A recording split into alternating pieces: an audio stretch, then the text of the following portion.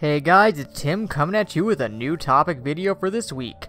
With the news of Hasbro trying to start a new cinematic universe with their properties, one of the ones that they're going to try to reboot is the G.I. Joe films.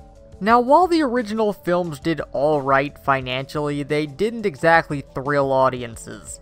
But what can they do in these new films to keep audiences invested? My first suggestion is basically to combine the team concepts for the first two films. In the first film, we were given a set team to follow, but they still operated out of a larger G.I. Joe unit.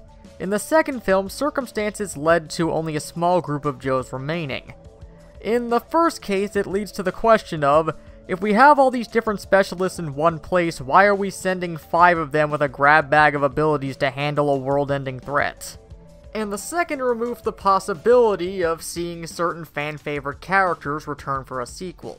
So combining these two and having one smaller team of Joes that are separated from the larger unit, while still having the larger G.I. Joe organization would probably be the best option.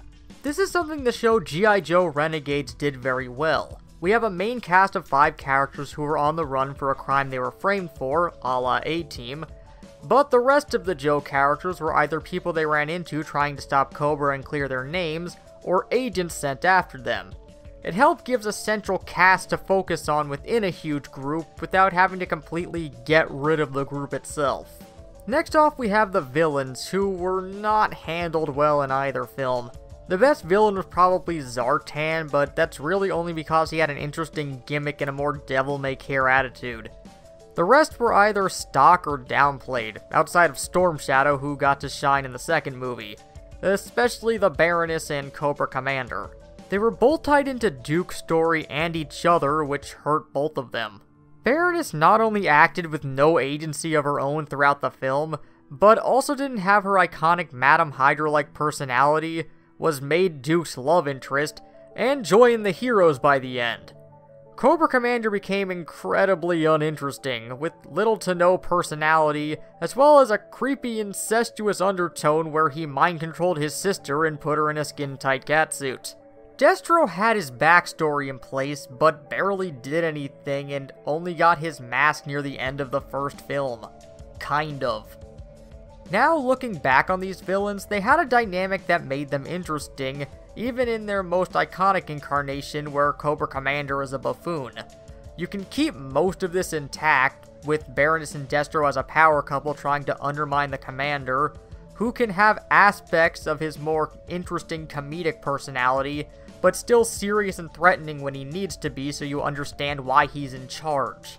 They shouldn't go full buffoon, but at the same time doing what the film did made him too generic, so a middle ground for him would help him stand out.